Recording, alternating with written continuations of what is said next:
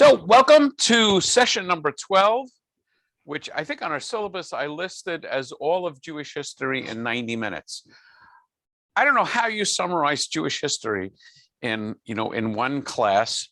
There's a lot of it. It's a lot of years and a lot of interesting information. I'm not a scholar of Jewish history, but I want to kind of give you a sense of the overall arc and flow tonight. And then I don't have the syllabus in front of me, but we are going to be talking about 20th century and anti-Semitism and Zionism and the state of Israel in future sessions as well. Okay, so as always, acknowledging the Jewish Federation of Ventura County for supporting my work. And I think everyone here now knows that you can get copies of both materials and access to the videos of these sessions on my website, and I also send them out as emails.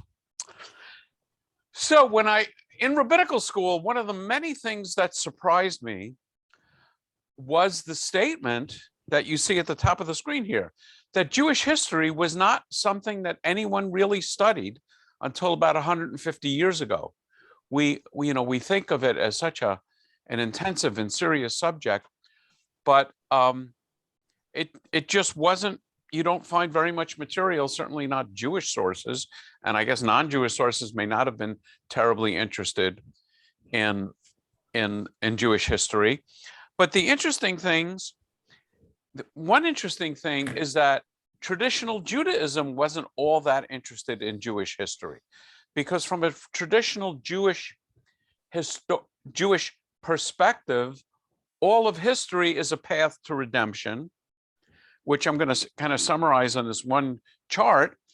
And then the details are not important, because where we're headed is important. Where are we headed? We're headed toward redemption. We're headed toward Messiah. And we don't quite know what that's going to be, but the details in the interim, until fairly recently, weren't considered to be terribly important. So from a perspective of traditional Judaism, meaning of memory and history, is we have a creation story. The most notable thing about the creation story, I would say, is that it has a calm and quiet purpose, which is the creation of humanity. If you read the creation myths that precede Judaism, there are battles between horrible monsters and gods and things, and out pops the world and humanity. The world and humanity are kind of byproducts and unintended consequences of some kind of bloody creation battle. In the opening of Genesis, in the first book of Genesis, creation is a orderly, calm, God creates this, God creates that, and then the culmination, the last thing created is humanity. I always like to look at the early stories of Genesis as God's failures. Namely, God tries to speak and give commandments to all of humanity, and it doesn't seem to work out so well. So, Adam and Eve in the Garden of Eden, they have one commandment and they blow it. The next generation is Cain and Abel, and Cain murders his brother Abel. The next story is the flood. Yes, the flood. Things have gotten so bad in only traditionally 10 generations from Adam to Noah. Things have gotten so bad that God decides to destroy everything and start over again. So this is not a good sign. The first words of Noah after the flood, and in fact, the only words of Noah in the Torah, is to curse his grandson. And then the next story is the Tower of Babel, where people are in some sense rebelling against God. So the first 11 chapters of Genesis is just a series of God's failure. And then the way I like to look at this is God decides to change strategy. Instead of trying to interact and deal directly with the entire world, my sense of what's going on is God is taking a different strategy. And that is to work through one family. Clearly, the family of Abraham, Abraham's children, and Jacob becomes Israel, and then we're forever called B'nai Yisrael, the children of Israel. So you have a selection of Abraham. Another very profound element in the selection of Abraham is the idea of Brit, or covenant. And the idea is it's not just the gods dictating and willy-nilly doing whatever they want. Think of Roman gods, Greek gods, and if you're familiar with some of the Egyptian pantheons of gods, they are stealing and fighting and killing and murdering and raping, and they're in charge, and they don't seem terribly responsible. In the Hebrew Bible, we have a very different concept that God is going to enter into a covenant with Abraham. The covenant is pretty limited at the beginning. And then, of course, it gets much more detailed with Moses. And the idea is that not only are we supposed to live up to our obligations to God, but God has obligations to us, which I think, you know, Jerry is more of a historian than I am, but I think it's sort of unprecedented in the history of religions. So within 3 generations, Abraham, Isaac, and Jacob, we go down to Egypt. You know, and you all know the story, the end of Genesis, the beginning of Exodus, and we become an enslaved people. And this actually results in the most often repeated commandment in the Hebrew Bible, which is to protect the powerless in society, because we have the experience of being powerless. We spend some slight differences in the number of years we're there, but 200 to 400 years in Egypt. And then there is the going forth, the Exodus, Yetziat Mitzrayim, to receive the Torah and to have a more detailed covenant. And the timeline here is around 1200 BCE. And this is the timeline that we derive from the Bible. And it seems to be matched by archaeological evidence of Semitic peoples having a rulership role in Egypt, and then coming forth and conquering some of the Israelite cities. So we're starting to now somehow get into history. I'm going to finish the sheet and this page and then call on you, Ryan. And then, so we have a Jewish nation in the Promised Land at about 1000 BCE.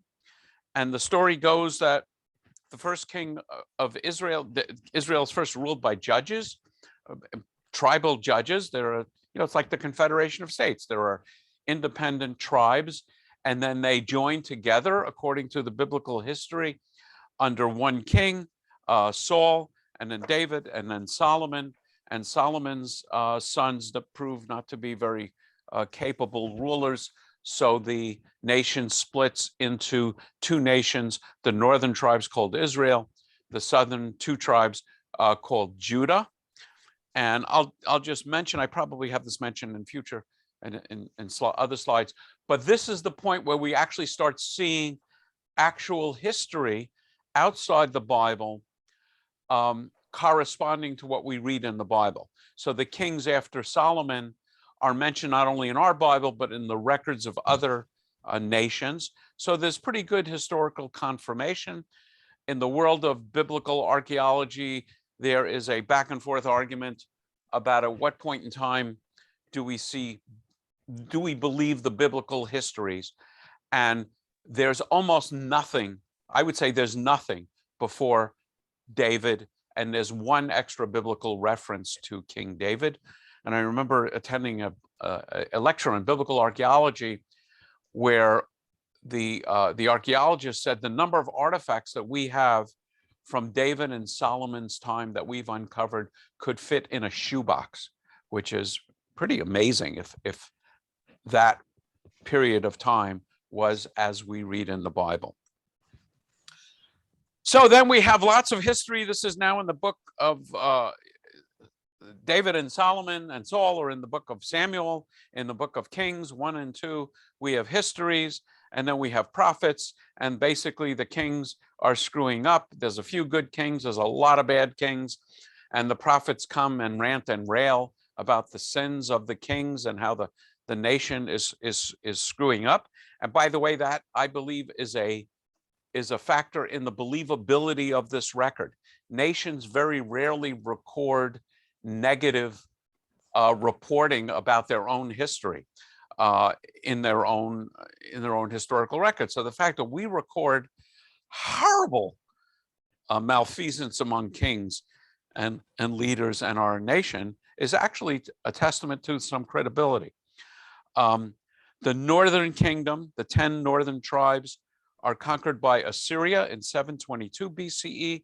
They are sometimes called the 10 lost tribes because we don't know what happens to them, although there's a lot of evidence that many of them went down into Judah, into the southern tribe. And if you look at the text of the Bible carefully, you see stories from the northern tribes and stories of the southern tribes melding into one document. Then the Babylonians, and I say as tools of God, destroy the temple and send the Israelites, at least the leadership, into exile, 586 BCE. And the reason I'm saying this is there's a discussion in the Talmud of why did God allow the destruction of the temple? And the story is that God allows the destruction of the temple, certainly by the Babylonians, because we were not living up to our end of the covenant. The temple is rebuilt fairly quickly thereafter as Persia conquers Babylon and allows us to go back and rebuild. And then you have the Hanukkah revolt, and the kings that come out of the Maccabees, the Hasmoneans, are pretty awful and pretty corrupt. And there's an argument about succession. Imagine an argument from rulers about who should succeed. It seems hard to imagine, but did happen back then. And actually, the Judeans, the Israelites, invite the Romans in to help with the orderly transition of power. The Romans are very happy to come in, and they don't want to leave. So eventually, there's a revolt against Rome, and the temple is destroyed. And then, from a traditional point of view, nothing interesting happens until the Messiah comes, and we don't know when that will be. But the idea is that we're moving toward redemption, and clearly we're going to talk more about details. Ryan, you had your hand raised before. Yeah, so I had a two-part question. One was generally, is there any resources to sort of, the pre sort of, 1000 BCE in terms of what was going on, or is that kind of lost to history? And I guess the second part of that is, do we know from archaeology, or I don't even know the right term, but climate-wise, was the climate vastly different when it was the Promised Land versus, parts of Israel today are very arid and desert? Yeah, that's a great question. We don't know a lot of what you would call history, namely someone writing down, here's what folks did. But there's a lot of archaeology that we have access to in these ages and pre conquering of the Promised Land by the Israelites, by the Israelites. And so we have access to pottery, we have insights into how they lived, so and cities. And in fact, one of the interesting things is you see a lot of cities that are burned around the time that the Bible describes Joshua conquering cities. So clearly something happened at that time, and our record of it, ascribes it to Joshua. But that stuff can be dated, and there's wonderful ways of dating. I mean, there's pottery, because pottery styles change over the times. So skilled, archaeologists can tell just by the style of pottery shards, roughly when you're digging down, you dig in layers. One of the interesting things about archaeology is there's typically something called a tell, which is a hill. And you might have 10 or 12 layers of history under the tell. And as you dig down, you can tell by pottery the age. And then there's also carbon dating, which you can tell the age. So there's a lot of archaeology. There have been changes in the climate. I attended a lecture just recently that said that through a very severe climate variance, which clearly wasn't human created because there wasn't enough human activity to affect the climate at that time, but a change in the climate, they think, cause famines that we read about in Genesis, but also destabilize the governments in that part of the world. And they think that may well have allowed this ragtag bunch of Israelites to conquer what we think of as the promised land. I think there was a lot more in the way of forests. And my sense is that many of those forests were cleared to fire, bricks and limestone to do a lot of building in Roman times, and maybe even, So I think, and the area didn't grow back all that well. Sometimes when you clear a forest, it just stays cleared. So the subject of climate is an interesting one. Rabbi, can I make a Yeah, comment? go ahead, Jerry, chime in, Yeah, please. no, make it sure.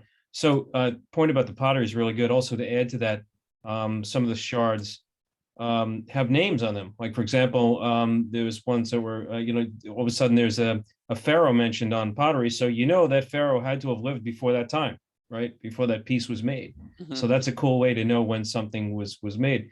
But also, back to your question about climate, it's very interesting. I once did a study on this because some of the festivals mentioned in the Torah don't coincide with when the seasons make sense now, and that's because they've shifted over time. And I dug up some research where it showed a progression of when the rainy season started over the centuries, and it has changed.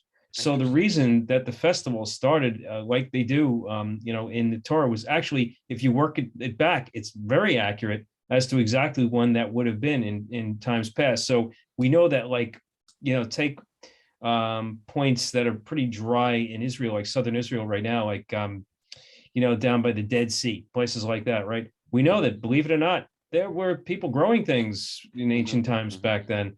There's this progression of change of climate from the Ice Age, and the first place that warmed up was the Mesopotamian, which is why people first settled there.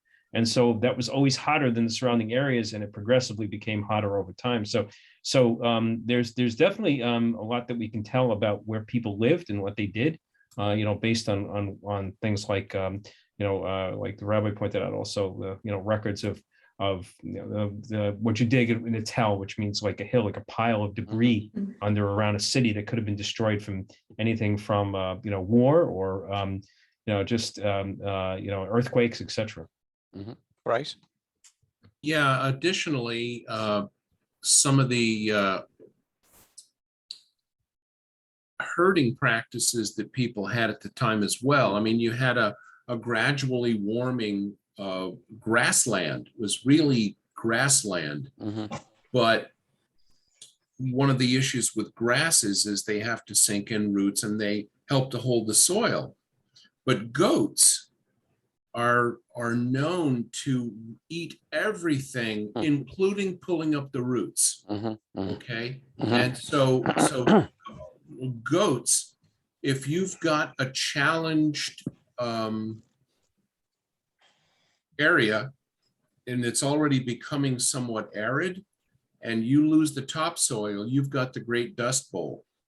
Yeah, it's very interesting, and that could happen on a fairly rapid level. It's not sort of geological changes, and like the axis of the Earth is precesses slightly, and that affects over millions of years. But the kinds of phenomenon Bryce and Jerry are talking about can happen quite quickly, and I think there's evidence of that. And biblical archaeology, I find utterly fascinating.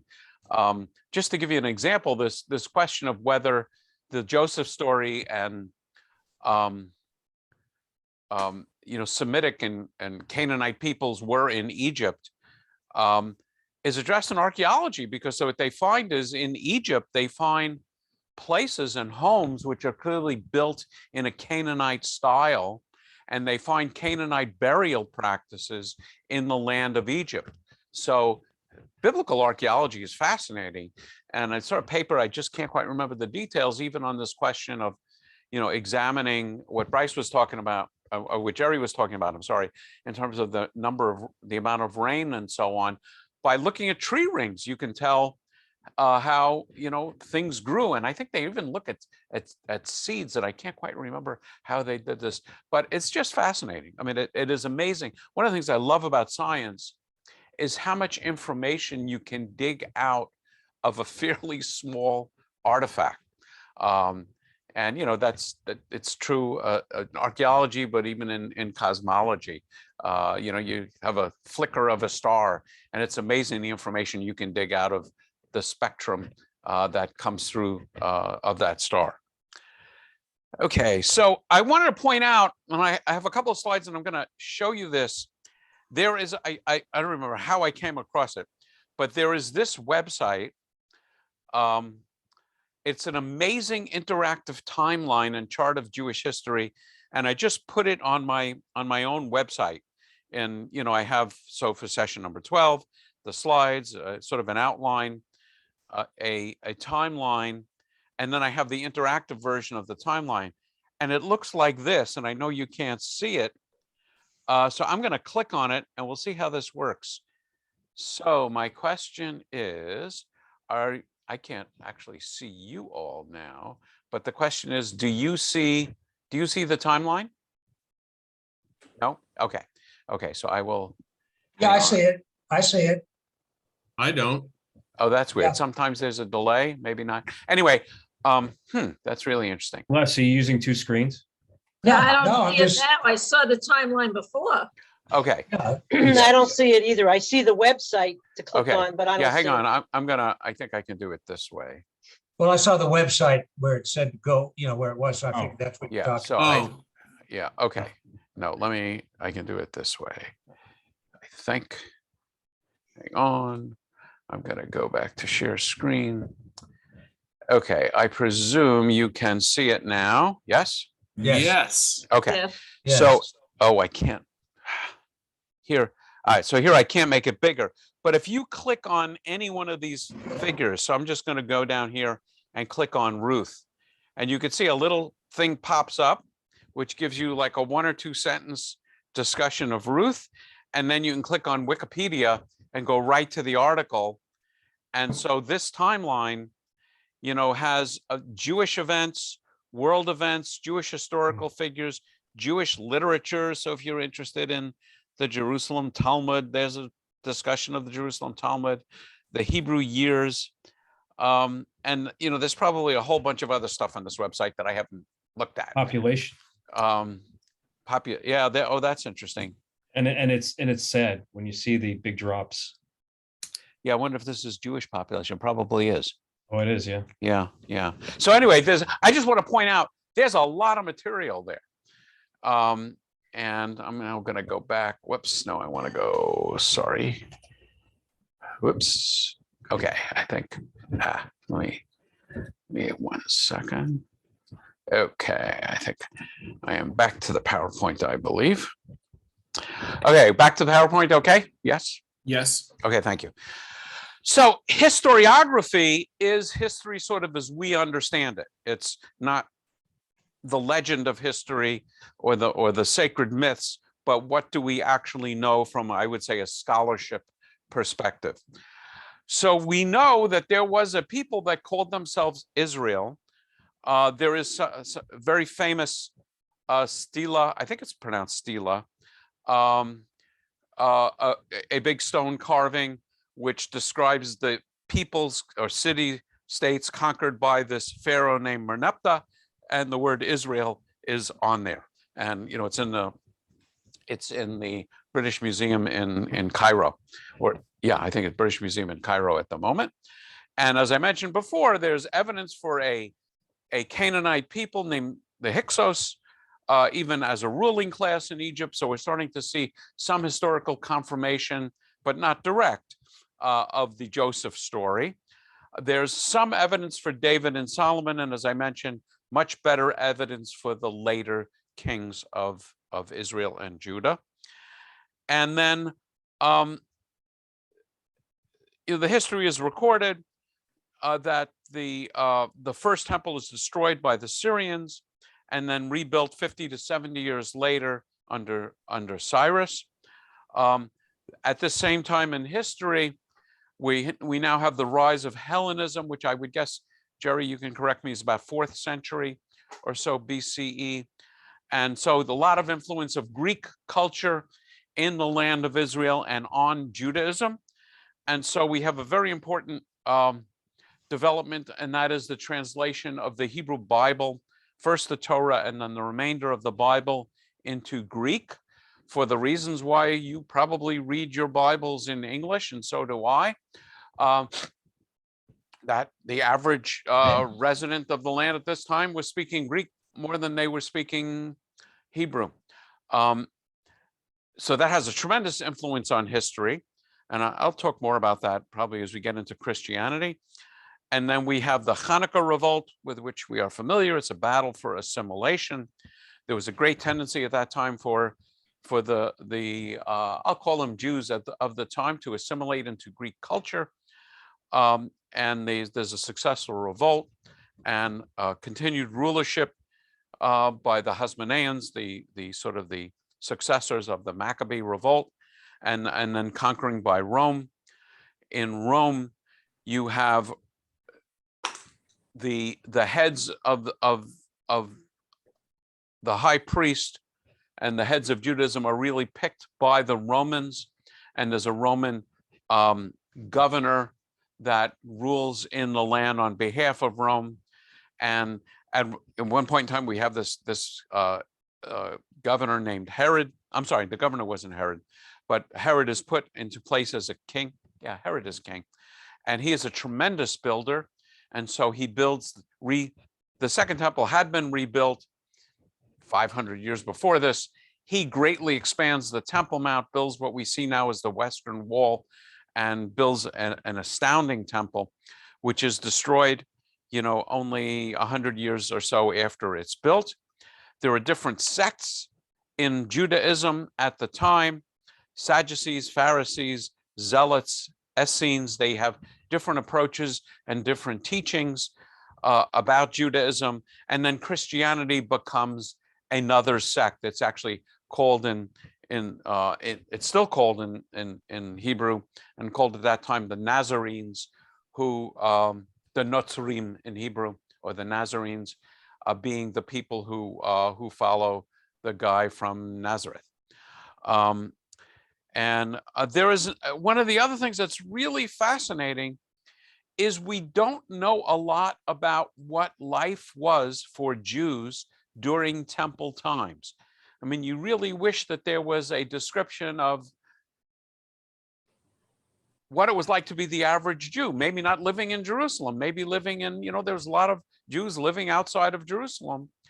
And there's discussion in the Talmud about the duties assigned to the priests at the temple. And we know that, different priests from the surrounding countries would come to the temple for a kind of like a tour of duty, I think for like a month out of the year. But we don't know what it was like to be an average shopkeeper or tiller of the soil. In some ways, the Talmud gives us an insight into this by describing the laws. If you have laws about shopkeeping, and one of the laws is that you must keep honest weights and measures.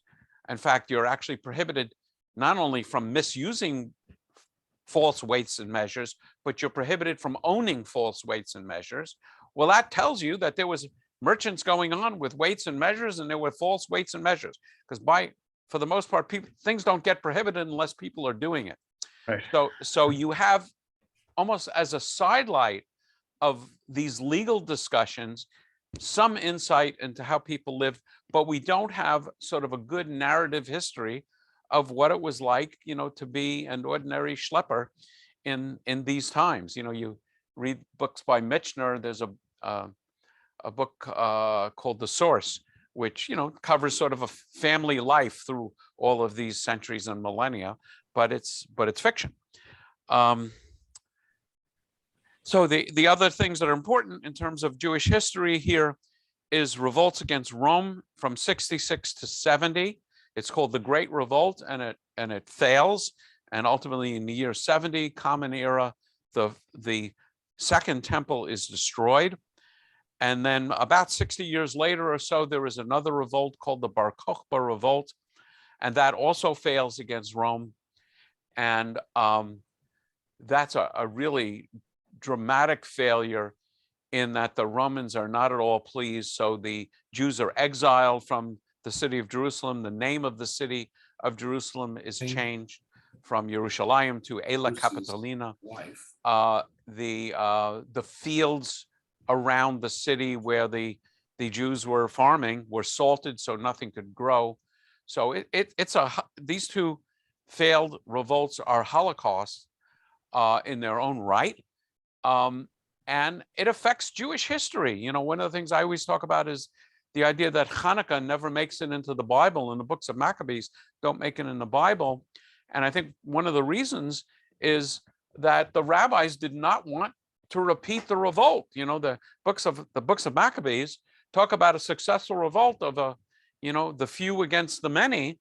And that is not a story that the rabbis wanted people to hear a lot, because we've had these unsuccessful revolts against Rome. And the last thing they wanted to teach was that, we can do it again. Larry. Yeah. In addition to the name of Jerusalem being changed, Israel got changed to Palestine or Palestinia. Yes. If you want to talk about that. Yeah. So the Romans called the two tribes Judea. Yeah. And actually, I don't know the history of that, but it may well be at the same time. And the word Palestine is related to the word for Philistines. So yeah, that's another element. Thank you. Regional name. A regional name. So we talked about the rabbinic period. So when we talk about the rabbinic period in Judaism, we're not talking about the rabbis as me and my buddies. We're talking about a very specific period of time. I would say from the time of the Mishnah, and the earliest references in the Mishnah go back maybe 100 or 200 years before the Common Era.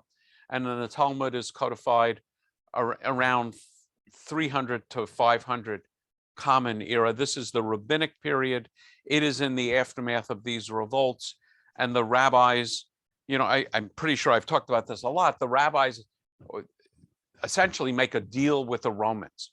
And the deal with the Romans is, I usually get up and move around when I describe this. We're going to stay way over here in the corner. We're not going to bother you. You don't bother us. We are a separate nation. We have our own language. We have our own laws. We will tax ourselves. We'll pay taxes to you. And we're not going to, don't worry, we're not going to have an army. We're not going to have a king. And we will be a nation living amongst you. And, in the broad scope of things, this deal struggles to work for 1900 years. And only with Zionism is there a real sense that we can't remain powerless, that it's immoral to remain powerless and remain in a situation where at the whim of a nation, of a leader, you basically can see your family murdered. But for a long time, that's the situation where we are living apart as a separate nation within nations. Another very important element here is the Roman Empire becoming Christian. Year 313, I think it's when Constantine's a Roman emperor, allows Christianity as a valid religion. And then eventually it becomes the official religion of the Roman Empire. So Christianity emerges, and there's a lot of Christian history. And then there's this split between the Ashkenazim and the Sephardim. And so this is my understanding, and it's greatly oversimplified. What we've seen now is dating back from 586 BCE, the leadership of the Israelites are exiled to Babylon. They are allowed to return 50 or 70 years later, but what that means is you have a couple of generations in Babylon, and there are a lot of Israelites that are very happy to stay in Babylon. So we have the first example of a diaspora. In Hebrew, it's called the galut. In English, it's diaspora, probably a Latin word, in Babylon. And of course, Babylon stops being Babylon. They're conquered by the Persians. So there's lots of people that are controlling that land area. But a very powerful and prominent Jewish population is living there very happily, thank you very much. And the host country seems to be more than tolerant to the Jews living in Bavel. That would be the Hebrew word for Babylon. And then back in the Holy Land, we have the Jews living under Roman rule. Rome becomes Christian, and so the Jews are living under Christian rule. And those Jews are hanging out with the Romans and the Christians. So trade paths and so on, the Jews are going along with them. Meanwhile, back in Babylon, the Jews are happily living in Babylon. That area is going to become Muslim in the 7th century Common Era. And now you have Jews living in Muslim lands and traveling with the Muslims and trading in that area. So you have two different cultural developments. Again, oversimplification, the Jews that were in the Holy Land come under Roman and Greek influence, become the Ashkenazim. The Jews in Muslim lands become technically the Mizrahim, but we often, speaking loosely, call them the Sephardim. Sepharad means Spain, so it technically refers to the Jews of Spain. Ashkenaz means Germany. So you have two broad cultural groups of Jews. They have with differences in laws, differences in customs. Still Jews. Intermarriage is not intermarriage. My marriage to Sonia, even though she's Sephardic and I'm Ashkenazi, didn't require any permission of anybody. That it's an absolutely kosher marriage, but it's two very different cultures. Meanwhile, as I was starting to say, back in the Muslim world, you have the rise of Islam. Muhammad is born in the year 570, and then the year 0 in the Muslim calendar is not the year of Muhammad's birth. It's actually the year of his pilgrimage to Mecca in 622. Dies 10 years later. And actually, Islam becomes very powerful militarily very quickly and starts conquering a lot of the world, including the Holy Land, where Jerusalem and Palestine is conquered by Muslims in 638, and the Dome of the Rock built somewhere around the year 700. So that dome there has been there for 1,300 years. It's not exactly a temporary structure. Although it looked very different back then. Yes, but it was a dome. Oh, yeah. And people think that the dome of I think archaeologists think that the Dome of the Rock was patterned after the dome of the Church of the Holy Sepulchre, which was built by the early Christians over Jesus' burial site. Larry. Yeah, the gold on the dome was the king, and they had a villa, I think it was in England, and then somewhere in Western Europe. And then when they sold that, they took that and got the gold to put onto the dome. Yeah, you can find photographs where it's clearly not gold. So if you go back to the 30s, 20s, and 30s. It looks similar to the mosque at the south end of the Temple Mount. Yes, that's true. That would be the El Aqsa Mosque. Yeah. So in terms of medieval history, up until about the year 2000, a major center, you could argue the major center of Judaism, is Babylon. The Babylonian Talmud is the authoritative Talmud. Why is it the authoritative Talmud? Because the rabbis in Bavel were not being harassed by the Romans and the Christians, so they had a longer time to pull together and carefully edit and construct a very complex, series of documents which become the Talmud. There is a Jerusalem Talmud as well. It is interesting and much less well organized, and also compiled earlier because the study halls in the Holy Land were more harassed. The groups of rabbis communicated with each other. So you read in both Talmuds descriptions of what the rabbis in Babylon and what in the Holy Land were saying. You have a wonderfully interesting period of time called the Golden Age in Spain, 10th to 12th centuries. Jews actually fared, generally speaking, much better under Muslim rule than they did under Christian rule. And by the way, it's very rare to see Christians doing well under Muslim rule. There are only very limited examples in history where Christians, you had significant Christian populations living under Muslim rule, and you still have some. You have in Lebanon, you have the Copts in Egypt, and one interesting thing is Spain. Now, why was Spain so interesting? One of my teachers is in rabbinical school is a real expert in this field, and what he points out is Spain was as far from headquarters as you could get for both the Jews and the Muslims. The Jews and the Muslims headquarters were back more or less in the same place, either in Israel or in Babylon. And for Muslims, also headquarters were back in Mecca. That's where the rulers were. And the farthest reach for both was Spain. And of course, there's no internet. There's really not even very reliable postage. So they were not under a great deal of control.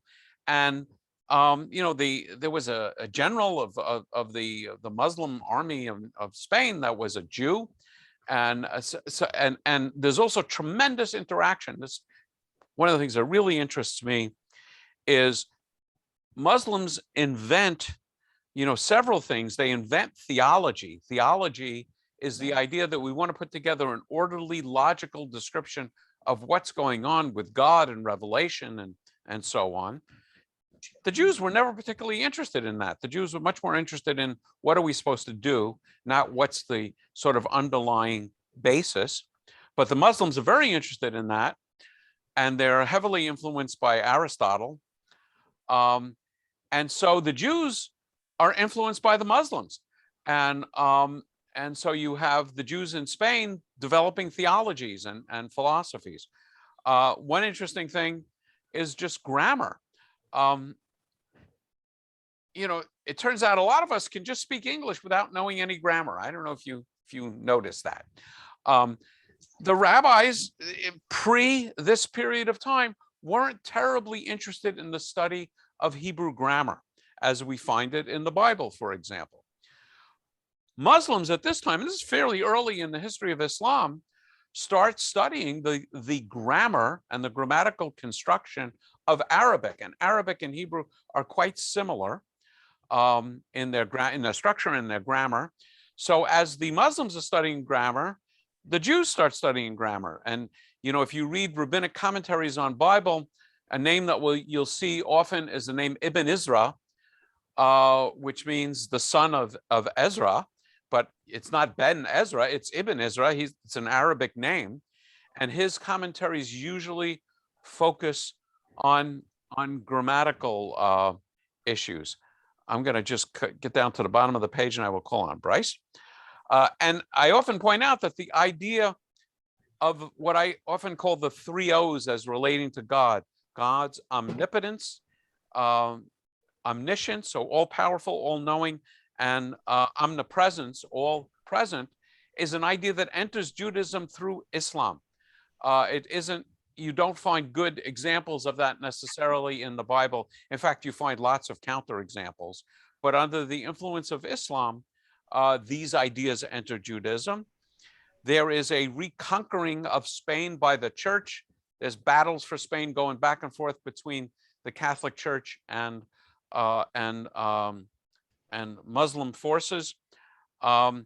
This is a time of unsettlement, particularly as the church gets control. So there's a famous disputes, and among the most famous was Nachmanides, not to be confused with Maimonides. Nachmanides debating in front of the King of Spain in Barcelona and having the audacity to win. And then, of course, he has to run for his life, and he goes to the Holy Land because he managed to win. There are horrible anti-Jewish riots in Spain and pogroms in Spain, and many scholars believe that the rise of Zohar and Kabbalah is a response to this. Anti-Jewish laws, forced conversions, and then we have the Inquisition, and ultimately in 1492, the expulsion of the Jews from Spain, and we have the Jews are basically told, you have to get rid of all of your goods, sell all your goods. You can take, I think they could take money out and maybe jewelry out, but they couldn't take much else out. So they had to sell everything at rock bottom prices.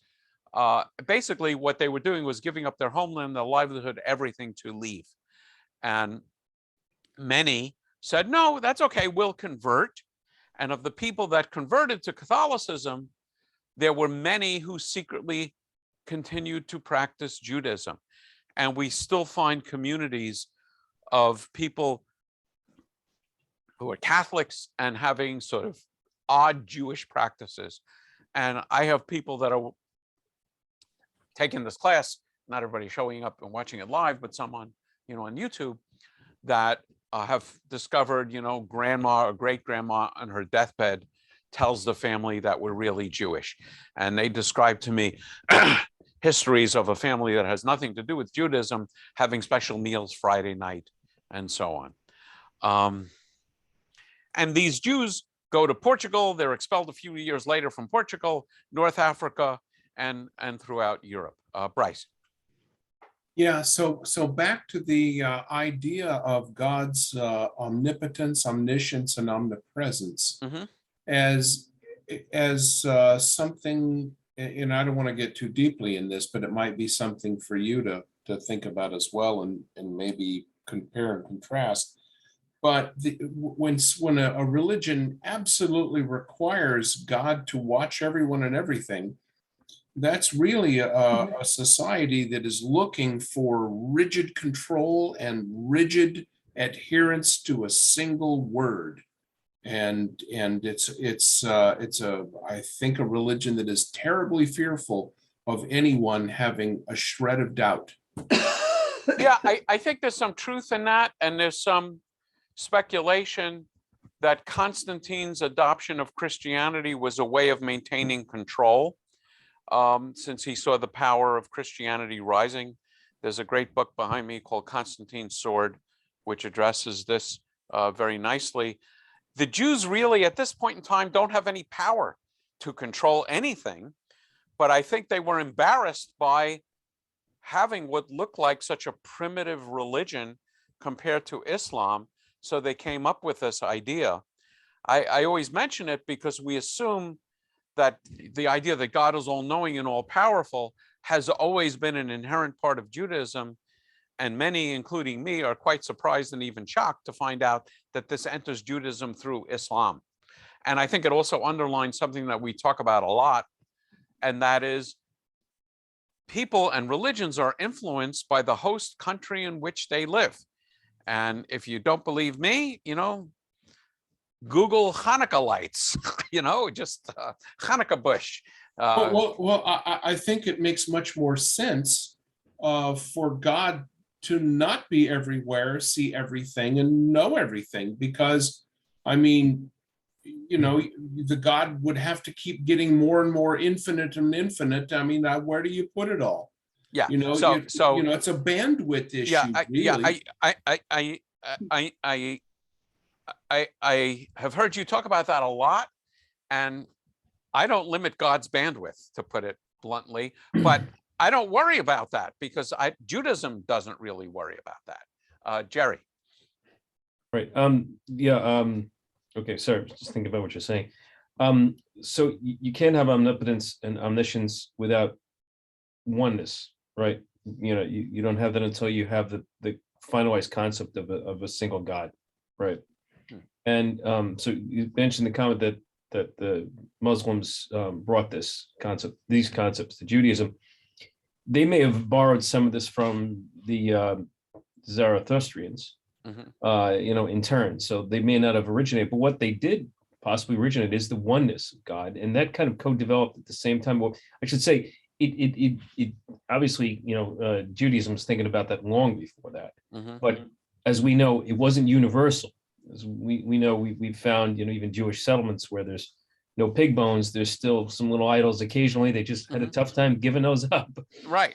So, but the pure oneness of it really happened once the government was ripped from the people, definitely after the Second Temple was destroyed. This one, this became solidified, became kind of more of a universally accepted thing. And so I guess the point here is that, you're talking about in terms of the history of the phasing of this stuff happening.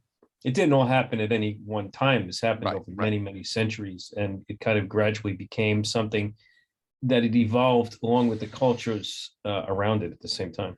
Yeah, the theme, and I think, you know, you've underlined this, that I come back to again and again, is I think many Jews have this concept that Judaism has been pretty much the same, if not since Abraham, but certainly since Moses. And, you know, it is just not even close to being true.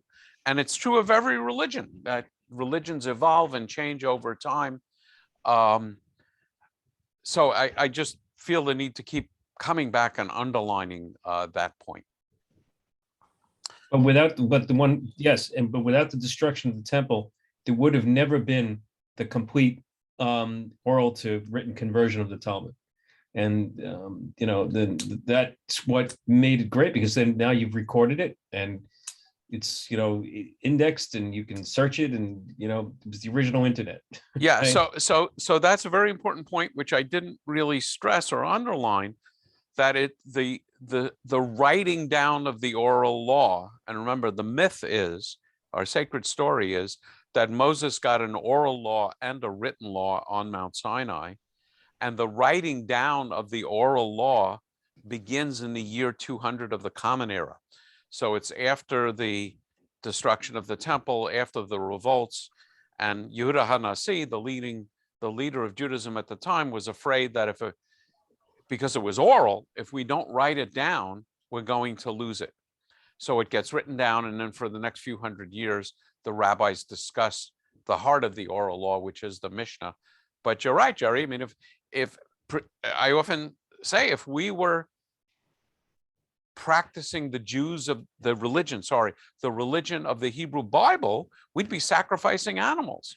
And there's nothing in the Hebrew Bible that specifies prayer, group prayer, and so it's very dramatic. So you can't underestimate the significance of the destruction of the temple. Meanwhile, back in Europe, as we get into medieval times, the Jews are living as a nation amongst nations, under charters. So if you were in France or England, there's a whole feudal structure, but the Jews are in some sense outside this structure as a separate community, paying taxes as a community, and we're still living within our own laws, again, not worrying about having armies or anything else. And that's actually very helpful, because the feudal lords don't have to worry about the Jews. So you have groups of Jews who are doing a lot of trading and crossing throughout Europe, and that becomes possible because it's one of the roles that's allowed to us. But also you have a common legal system, a common language between the Jews of North Africa and the Jews of England, and the Jews of France and the Jews of Germany. So international trading becomes possible. And also, when a ship full of Jews is traveling, the coastlines of these nations, the lords are not worried about them, because they know if it's the Jews, there's not going to be an army, and they're not worried about being attacked and overrun. And so Jews can trade at Christian ports, Muslim ports, gradually getting pushed out of these roles into lending roles as a trader middle class develops. And here my knowledge is not terribly strong. Great suffering under the Crusades. The Crusades was called by the Christian Church, Catholic Church, to reconquer the Holy Land, which now is being ruled by Islam. And so there's a desire to capture Jesus, the holiest spot in Christianity, which would be the site of Jesus' tomb and crucifixion. So volunteer or poorly paid armies arise, and they're marching from Europe down to the Holy Land. And as they go through these towns, the thought occurs to them, well, we're going to kill the infidels in the Holy Land. We're marching through this town. There are groups of Jews. We might as well kill them on the way. And then in 1099, they gathered the city's Jews in a synagogue and Jerusalem's Jews and burned them alive. A theology of martyrdom develops, of dying for the sake of God. It's called Kiddush Hashem, literally sanctifying the name. And the church is actually torn. Now I'm talking about the Catholic Church, between protecting Jews, but keeping them downtrodden. Because in very early days, the church could have chosen to completely wipe out the Jews and Judaism. But a very important part of Christianity, or any religion, is its history. Think about it today. If a new religion arises last week, there's a lot of skepticism about its validity. But if it's an ancient religion, it has more validity. And this was true in ancient times. So one of the ideas that gave credence to the Christian church was the idea that Christianity really was the culmination of Judaism. I'll talk more about that when we get into a discussion of Christianity. So the church wanted to keep the Jews around as testifiers to the validity of the Hebrew Bible, but keep them downtrodden as testament to the fact that we didn't follow the right God. So in many cases during the Crusades, it was actually the bishops that would take the Jews into the bishop's home and protect them to some degree. In Venice, we have the invention of the concept called the ghetto, of Jews living in a separate walled-off area with limited ability to travel. And it ends only in 1870 when the Pope loses civil authority. There's a fascinating story of Shabtai Tzvi, who was widely believed to be the Messiah, and people following Shabtai continued into the 1800s. And then, of course, actually one of the outcomes of that is Hasidic Judaism, starting in the 18th century, and continues with lots of different groups, the best known of which is Chabad, coming from the city of Lvov. Many of the Hasidic groups are named after the city that they originated in Europe. Marlene. This conversation right now gives me the chills because we're talking about putting Jews in a synagogue and burning them alive, and the ghettos reminds me of the Holocaust. So it's like sounds like this was like a first Holocaust kind of a thing. Yeah, so it is a common theme. There's nothing new about anti-Semitism and mass murder of Jews. I did a series, which is actually on my website, of 8 programs about anti-Semitism. And, anti-Semitism begins in Egyptian times. The Pharaoh in the Bible wants to eliminate Jewish power by putting Jewish boys to death and drowning them in the Nile. And then the Greeks, in terms of the Hanukkah revolt, and the Romans. And so in every generation, I mean, even part of rabbinic teaching, in every generation, enemies of Israel arise. So there is nothing new. What becomes new in the late 19th century and the 20th century is the organization of Judaism to fight this. So Jews kind of passively resisted, with some exceptions, but pretty much never developed armies or generals in the 1900 years after the destruction of the temple until the beginnings of Zionism. Zionism begins as a response to 1900 years of this going on and the idea that we can't allow it to continue. And then I would say the conscience of the world is awakened by the degree to which it develops during the Holocaust. Let's see. So the other interesting element going on in history, which has a profound effect on Judaism, is emancipation and enlightenment. With the French Revolution, with the rise of the Western Enlightenment, there develops an idea that Jews are people too. And Jews living in Britain and Germany and France are citizens of France, rather than being a separate nation. And And so they ought to be allowed into the, into the commerce and political realm of the nations in which they live. There's a very famous example, and I have it there. Napoleon convenes a Sanhedrin in 1806. I think the Sanhedrin hadn't convened certainly in well over 1,000 years, and was sort of a historical footnote. And Napoleon convenes a Sanhedrin to ask them to ask the Jews as an organization a series of questions. And basically it revolves around, are you Jews or are you going to be citizens of France?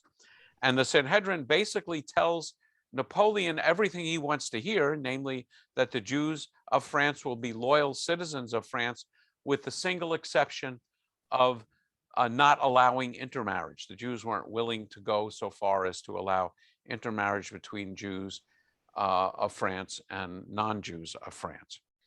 But the Jewish people, Judaism holds on at the same time to this idea that Jews are, oh, somebody's asking me about microphone settings. Let me ask a question. Yeah, probably, Bryce. Thank you. The Jews are cling to the idea that we are still a people. And so we have a different form of anti-Semitism arising, which I would say is Western Enlightenment anti-Semitism. And the quote from Voltaire is pertinent there. Jews are the most abominable people in the world.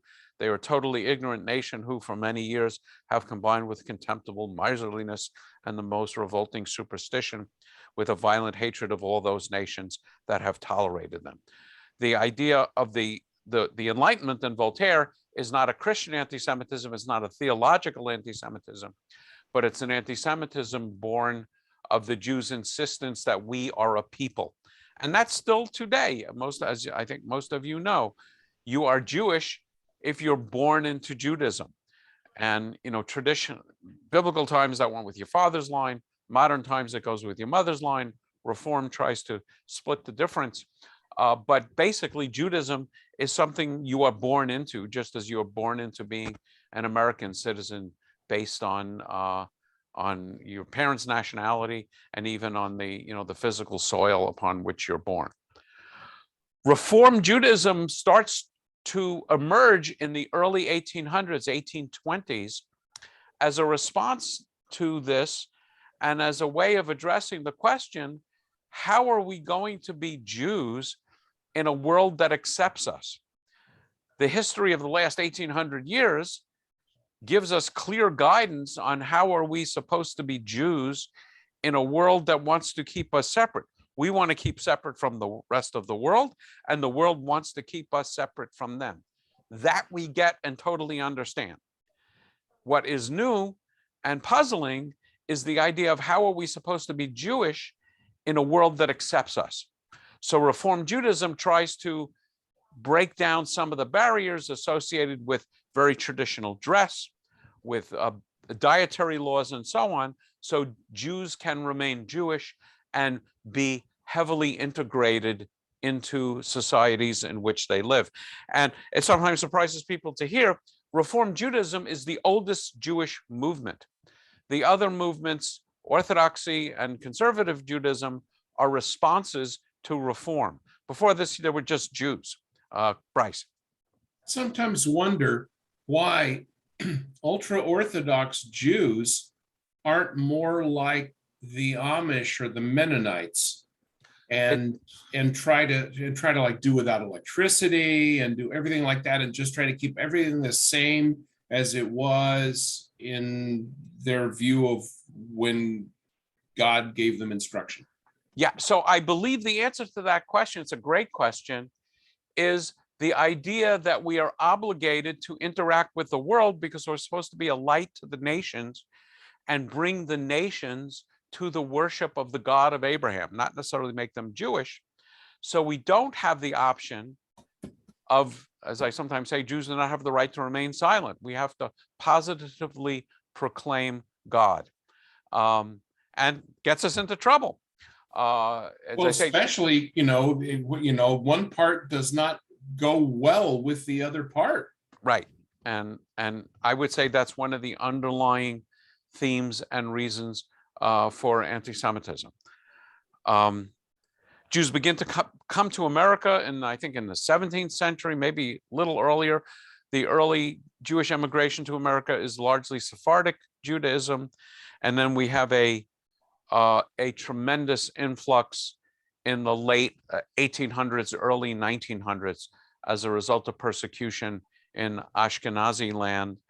And there's always been a small Jewish community in Israel, but not very large. And Muslim rule dates back to Ottoman times in the 1500s. Right. I just wanted to tie the two threads. One, the Mennonite with the geographical differences in religion. I was in Belize, and there's a large Mennonite population, and they are using, you know, clothes and dress from hundreds of years ago, but their farms are super mechanized and the latest fertilizers and everything else. And that was just, and they're exporting organic food, produce to the United States. So I think different areas have different views of what's, you know, modern and what's not. At least I thought that was interesting in the Mennonite community down there. And in the ultra-Orthodox community, it becomes more and more inwardly focused. And, you know, one answer is, how do we live in a world that accepts us? Well, one theme in the Orthodox world is to pretend that modernity doesn't exist to the extent possible. So you have, you know, on a hot summer day in Jerusalem, at the Western Wall, you have Jews dressed in Polish fur. And I can tell you, it's not comfortable. And it's sort of pretending that modernity doesn't exist and trying to make peace as much as possible with modernity, but not letting it penetrate the community. So, you know, there's still flip phones, and they're not smartphones in the ultra-Orthodox world. And so it's a continuing battle in the ultra-Orthodox world, because they are fully integrated in business and technology and so on. Rabbi, can I just a quick point? Yeah, go ahead, Jerry. There was variations in the different sects as well. You may want to point that out. I mean, In the sects of Judaism, or no, in what we would call ultra Orthodox. Yes, there's lots of different groups, and they have different approaches. So we have, I'll be talking about the different Jewish movements in a later class: the modern Orthodox, ultra Orthodox, and so on. Yeah, I was just mentioning for those that might not know, and you know, some of my New Jersey friends will mention, we're, you know, very close to a large settlements of them, and there are differences between their organizations. Not anything, you know, that you would notice outwardly, but just the subtle differences in their belief systems, actually. And boy, if you're inside one of them, the differences appear very, very large. Yeah. Well, and you know, the stramo that you wear, you know, gives information off about who you belong to. You may have heard me say this. It occurred to me when I lived in Jerusalem, I was thinking a business could be to prepare cards, like when you go snorkeling, you can identify fish, and you have this kind of waterproof card that you can dive with.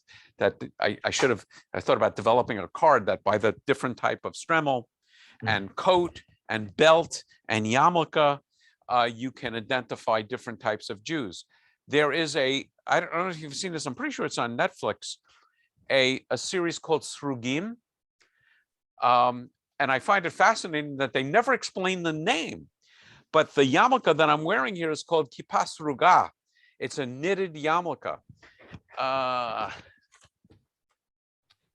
A Orthodox yarmulke, actually this one technically is knitted also, but a plain black one would be a marker of an Orthodox Jew.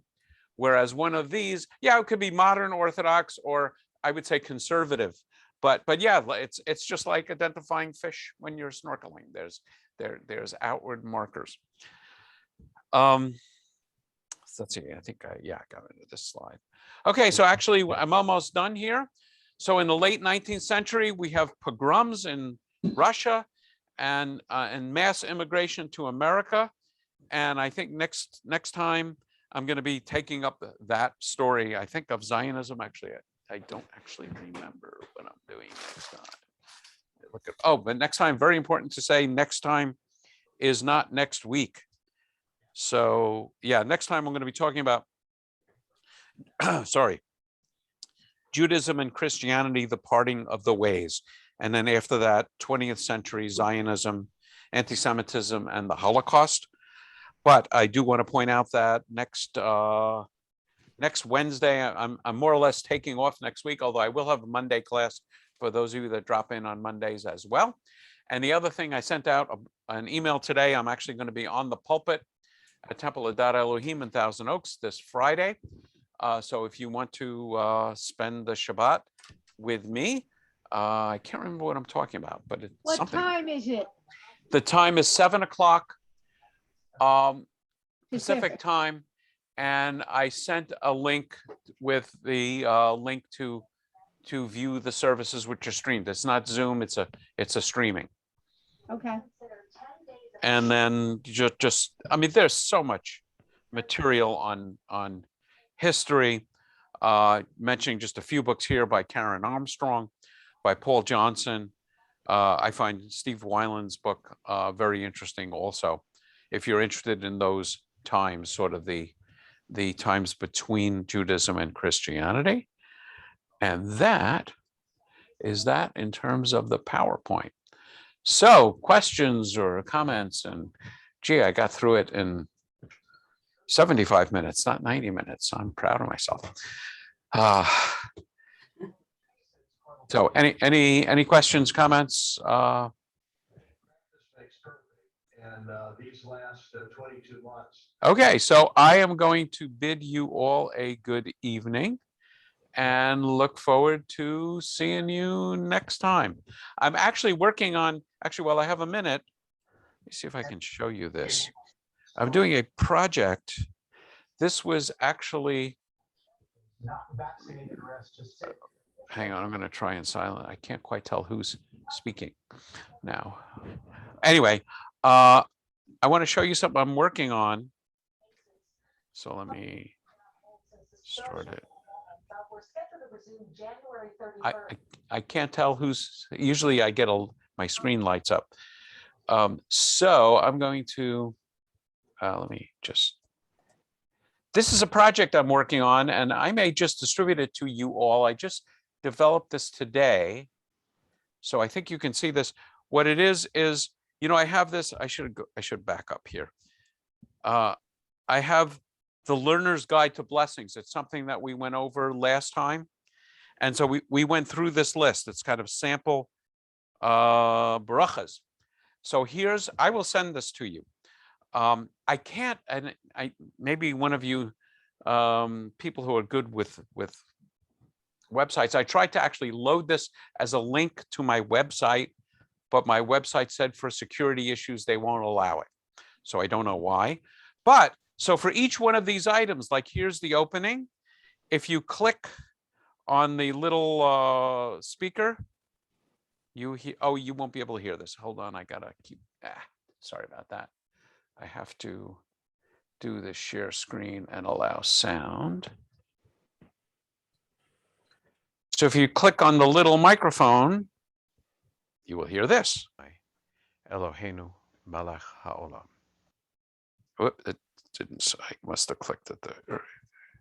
Baruch Atah Adonai Eloheinu Malach Haolam. And then for each one of these, I also have a comment. This is the standard opening to every Jewish blessing, sometimes. So, and then I go through all of these, and in some cases, like for bread, where there's kind of a traditional chant, I will put in the chant. Baruch atah Adonai Eloheinu melech haolam. So anyway, it's kind of fun. It wasn't as difficult as I thought it would be. For the lighting of candles, I have a Shabbat section and a Hanukkah section. And this actually arose as I was discussing this with a group with whom I'm working on for conversion. They wanted to have a better resource for learning blessings. So I will send that out with my email with the video for this evening, but it will be an attachment, and it's like 12 megs, so it'll take a little time to download. So anyway, with that, I'm going to wish you all a good evening. And since I won't see you before the new year, I will wish you a good and blessed new year. And for those who are attending with family or are on your own celebrating Christmas, I wish you a wonderful and holy and sacred Christmas, and a good night to all. Well, Happy New wonderful- Year's, everyone. Yep. Have a Safe wonderful and New- healthy. Happy New Year. Have a Right. wonderful New Year, See you everybody. all next year. Health and health and health. Yep. Yep, see you Saturday. Okay. Take care. Stay well. All right, bye. Rabbi, can I ask you Bye-bye. a question? Thank you. Sure. Last week when you showed those few pages of all the prayers, when I printed it out, you know, it was very small because it was the squares. Can you, for those few pages, can you put them in, can you copy them as a PDF and send They- it out as a PDF? They're on my website. Maybe I'll send it out anyway because it's pretty small. But if you look on my website, you'll see it. Okay, Like- so it's, okay, when last week when I printed out, when we did that week, I printed them out, but it was very small. You printed out the slides, right? Right, Okay, so I'm going to show you something. Hold on. and I wanted to make those particular pages. Yes, bigger. yes. I am with you. I'm Okay. going to do a share screen right now. So you see my website, yes? Mm-hmm. So if you click on classes